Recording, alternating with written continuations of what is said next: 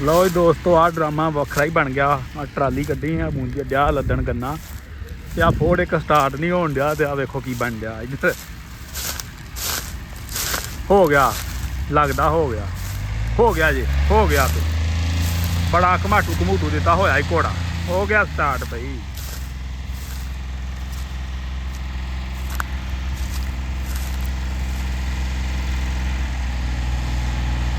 इनू पूरी पैली का दर्शन कराया, 2 गेड़े कढ़ाए तो फिर होया स्टार्ट।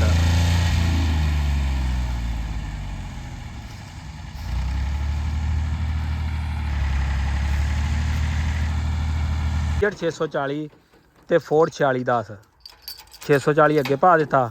तो जोड़ा दूसरा फोर्ड आ पिछों बंपर लाएगा उन्नी देर जिन्नी देर हले तारा तूरा कसदे आ।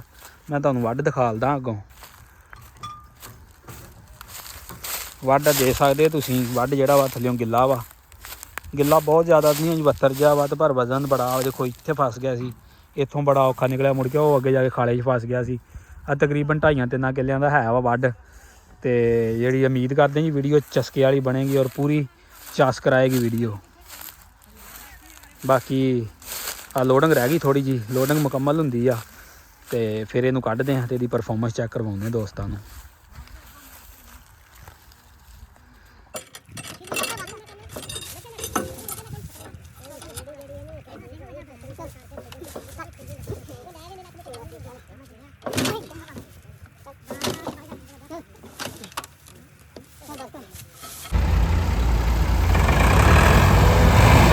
हालात की फोड़ तुर पाएगी।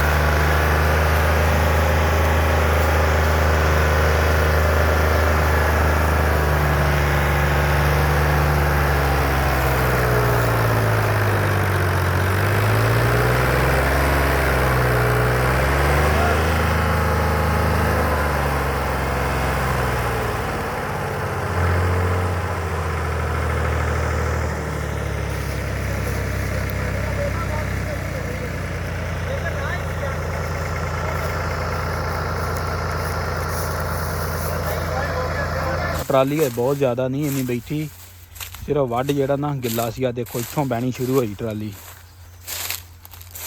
पिछे पिछे वड्ड सुक्का ही, इत्थे आन के गिला सी। आ देख सकदे हो तुसीं।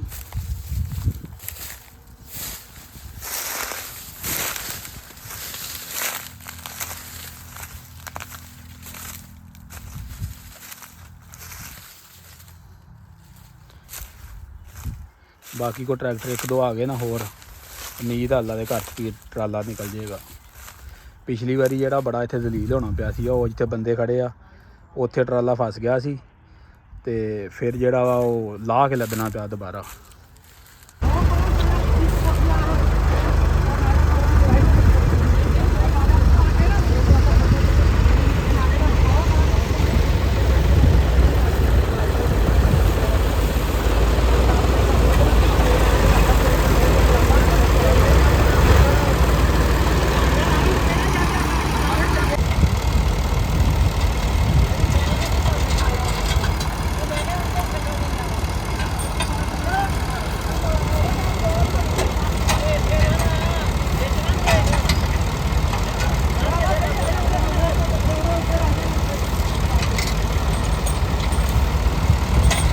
ਲਓ ਜੀ, ਇਹਨੂੰ ਥੋੜਾ ਜਿਹਾ ਪਛਾਣ ਧੱਕਣਗੇ।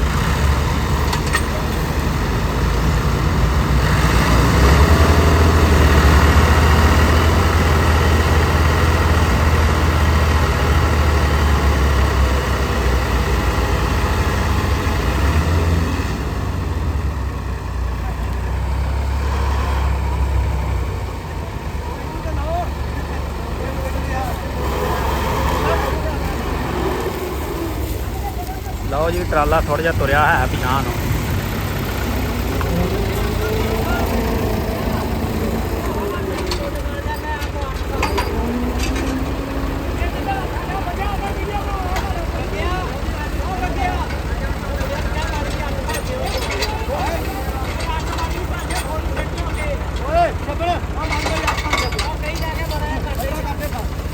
ਦੋਸਤੋ ਹੁਣ ਫੋਰਡ ਪਾਤੇ ਅੱਗੇ 4610 ਤੇ ਪਿੱਛੇ ਵੀ 46 ਦਾ, ਪਿੱਛੇ ਲੱਗੇ 640।